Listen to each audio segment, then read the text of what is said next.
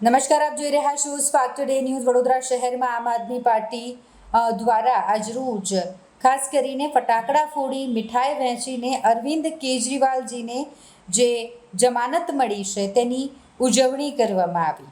વડોદરા શહેરના રાવપુરા વિસ્તારમાં આવેલ ઉષા કિરણ બિલ્ડિંગ ખાતે આમ આદમી પાર્ટીના તમામ કાર્યકર્તાઓ એકત્રિત થયા હતા અને તેઓ દ્વારા ફટાકડા ફોડી મીઠાઈ વહેંચીને આ ઉજવણી કરવામાં આવી હતી। દિલ્હીના મુખ્યમંત્રી અરવિંદ કેજરીવાલ કે જેઓને જામીન મળી ગયા છે અને તેમને જામીન મળતાની સાથે જ આમ આદમી પાર્ટી દ્વારા ઉત્સવ તરીકે ઉજવણી કરવામાં આવી રહી છે, ત્યારે વડોદરા શહેરમાં પણ કંઈક એવો જ માહોલ જોવા મળ્યો।